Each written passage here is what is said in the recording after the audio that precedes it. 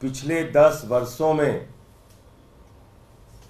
भारत के लोकतंत्र को किस तरह से खत्म करने की कोशिश की गई है, पिछले 10 वर्षों में ऑपरेशन लोटस चलाकर अलग अलग सरकारों को कैसे गिराने की कोशिश की गई है, इसका जीता जागता उदाहरण आप लोगों के सामने है। और जो सूरत से शुरुआत हुई है वो इस बात का संकेत है कि 10 साल में ऑपरेशन लोटस चलाकर बीजेपी ने अलग अलग राज्य सरकारों को तोड़ा, विधायकों को तोड़ा, सरकारों को गिराया। लेकिन 2024 के बाद इस देश में चुनाव नहीं होगा। सूरत इसकी शुरुआत है। सूरत तो झांकी है, पूरा देश बाकी है। पूरे देश में भारतीय जनता पार्टी चुनाव खत्म करेगी। मैं 140 करोड़ लोगों से निवेदन करना चाहता हूं, यह आपका अंतिम चुनाव है। इसके बाद आपको वोट करने का अधिकार नहीं मिलेगा। और आपने देखा, कभी आपने नहीं सुना होगा, लोकसभा का चुनाव देश की सत्ताधारी पार्टी बगैर मतदान के जीत जाती है, बगैर वोट के जीत जाती है, बगैर चुनाव के जीत जाती है। सूरत में सारे कैंडिडेट्स का पर्चा खारिज कर दिया गया। न सिर्फ कांग्रेस का, बाकी सारे दलों का भी पर्चा खारिज कर दिया गया। बाकी निर्दलीय उम्मीदवारों का भी पर्चा खारिज कर दिया गया। और चुनाव के पहले प्रमाण पत्र हाथ में भाजपा के कैंडिडेट को पकड़ा दिया गया। 2024 के बाद यही देश में होने जा रहा है। खाली दिखावे के लिए एक संविधान होगा जो नागपुर का आरएसएस का संविधान होगा, जिसमें आरक्षण की व्यवस्था नहीं होगी, जिसमें किसान के अधिकार की बात नहीं होगी, जिसमें महिलाओं के, युवाओं के रोजगार की बात नहीं होगी, उनके सुरक्षा की बात नहीं होगी। एक आरएसएस का संविधान होगा। बाबा साहब डॉक्टर भीमराव अंबेडकर के द्वारा लिखे गए संविधान को खत्म किया जाएगा, आरक्षण को खत्म किया जाएगा, चुनाव को खत्म किया जाएगा। पिछले 10 साल का इतिहास मैं देश की जनता को याद दिलाना चाहता हूं। उत्तराखंड में इन्होंने चुनाव नहीं कराया, सरकार कांग्रेस की तोड़ के गिरा दी, अपनी सरकार बना ली। अरुणाचल में चुनाव नहीं कराया, जोड़ तोड़ करके सरकार बना ली। महाराष्ट्र में ईडी का, सीबीआई का, इनकम टैक्स का छापा मरवा के, भय दिखा के चुनाव नहीं कराया, सरकार तोड़कर बना ली। गोवा में मात्र 13 सीट होने के बावजूद जोड़ तोड़ करके सरकार बना ली। मध्य प्रदेश में चुनाव नहीं कराया, जोड़ तोड़ करके विधायकों को तोड़ के सरकार बना ली। कर्नाटक में चुनाव नहीं कराया, जोड़ तोड़ करके विधायकों को खरीद फरोख्त करके सरकार बना ली। और एक फैसला जिसने पूरे हिंदुस्तान को जगाया, एक फैसला माननीय मुख्य न्यायाधीश जी का, माननीय सर्वोच्च न्यायालय का, जिसने पूरे हिंदुस्तान को जगाया कि भारत का लोकतंत्र खत्म होने वाला है, वोट का अधिकार खत्म होने वाला है, लोकतांत्रिक संस्थाओं को खत्म किया जा रहा है, संवैधानिक संस्थाओं को खत्म किया जा रहा है। उसका जीता जागता उदाहरण आप देखिए। ये चंडीगढ़ के चुनाव में कैसे लोकतंत्र की हत्या की गई थी। मैं चाहूंगा ये वीडियो आप देखेंगे तो आपको याद आ जाएगा। उसके बाद सूरत, और अब पूरे देश में इसी बात की तैयारी है। बीजेपी ने वोटों की चोरी करते हुए हेरा फेरी से मेयर का चुनाव जीता, वो आपको इस वीडियो में दिखाते हैं।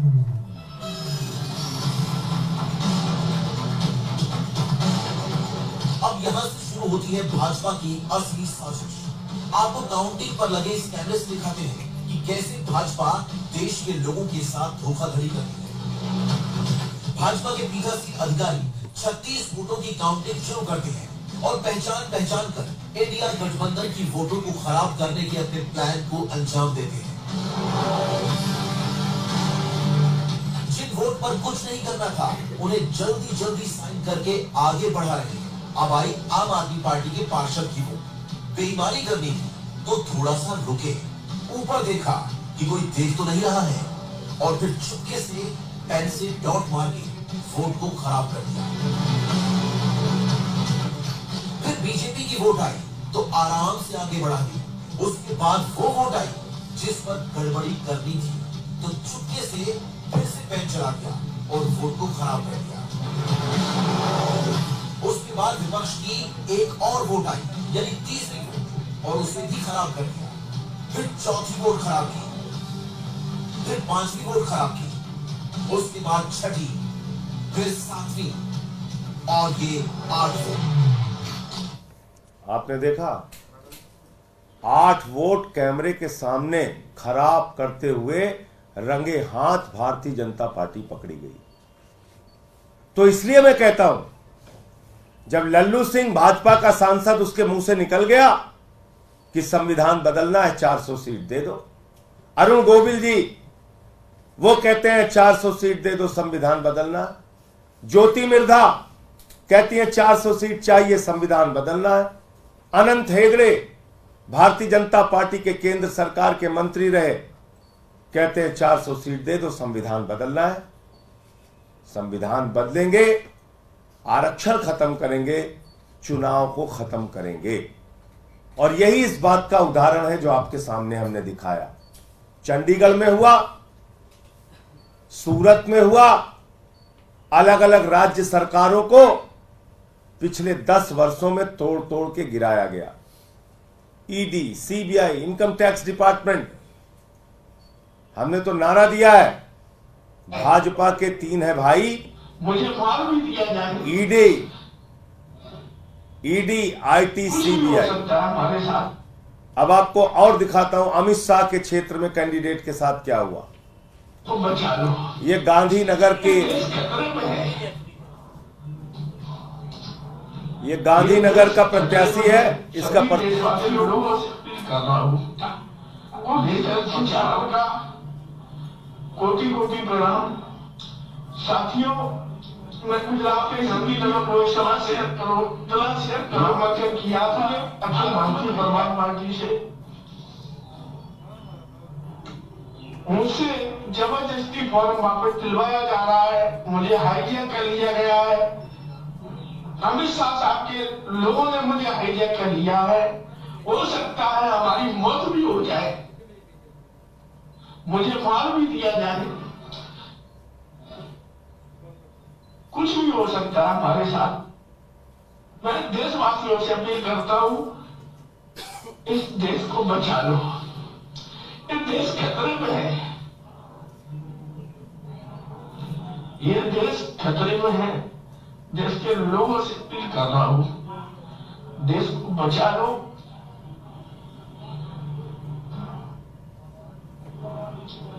और इस वीडियो को इतना शेयर करो पूरे भारत में भेज जाए। ये गांधीनगर का कैंडिडेट है, रो रहा है। क्या नाम है इनका? पूरा शुरुआत से दिखाइए।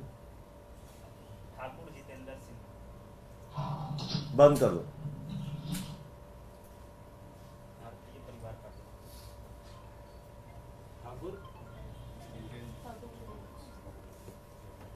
तो आपने देखा कि किस तरीके से इन्होंने पूरे देश में एक कोहराम मचा रखा है। डंडे के जोर से शासन को चलाना चाहते हैं, चुनाव को खत्म करना चाहते हैं, बगैर चुनाव के ये लोग जीतना चाहते हैं। आपका कोई प्रश्न हो तो आप पूछ सकते हैं। कल दिल्ली में भी मेयर चुनाव है, प्रिसाइडिंग अधिकारी को लेकर के मंत्री का कहना है कि बगैर उनसे कंसल्ट किए नाम भेज दिया गया। आपको लग रहा है कल के चुनाव में ऐसा कुछ हो सकता है? देखिए, इसके बारे में जो हमारे संबंधित विभाग के मंत्री हैं वो सारी बात आपके सामने रखेंगे। मैं कोई आधी अधूरी बात रखूं तो ठीक नहीं है। आशंका है आपको ऐसा हो सकता है?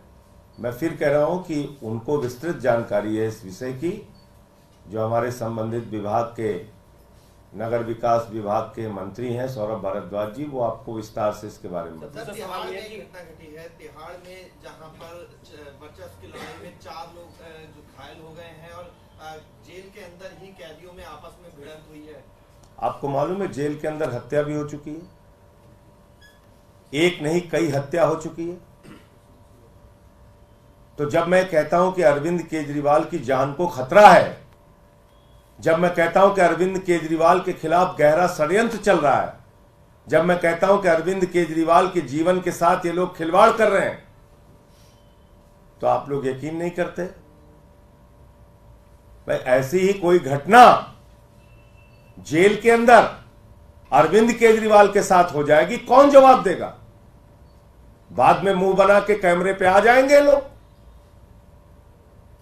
बाद में मुंह बना के कैमरे पे आ जाएंगे।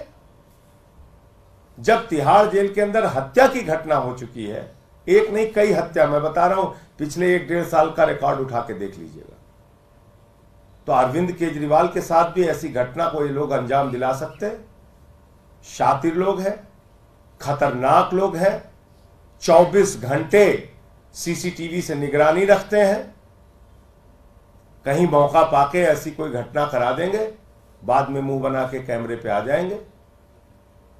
इसलिए मैं कह रहा हूं अरविंद केजरीवाल की जिंदगी को जेल के अंदर खतरा है, उनके जीवन को खतरा है और उनके खिलाफ गहरा षड्यंत्र चल रहा है। 23 दिन तक तो उस आदमी को इंसुलिन नहीं दी गई, तो ये तो जानलेवा कार्रवाई है ना। अगर आप एक जीवन रक्षक दवा जो किसी भी शुगर के मरीज के लिए शुगर बढ़ने पर वो कोलैप्स कर सकता है, शुगर अचानक डाउन होने पर कोलैप्स कर सकता है, और आप उसकी जिंदगी के साथ 23 दिन तक खिलवाड़ करते रहे, आपने इंसुलिन नहीं दिया। इतना हो हल्ला हुआ तो इंसुलिन दिया आपने। इसलिए अरविंद केजरीवाल जी का परिवार, उनकी पत्नी, दिल्ली के लोग, देश के लोग जो अरविंद केजरीवाल जी से बेहद प्यार करते हैं, वो चिंतित हैं, परेशान हैं इस बात को लेके कि अरविंद केजरीवाल के साथ क्या घटना ये लोग अंजाम दे देंगे, क्या साजिश रच देंगे, कैसे ये उनकी जिंदगी के साथ खिलवाड़ कर सकते हैं। और ये जो आपने बताई घटना, ये इस बात का उदाहरण है। आज की तारीख में तो मुख्यमंत्री अंदर हैं जेल में।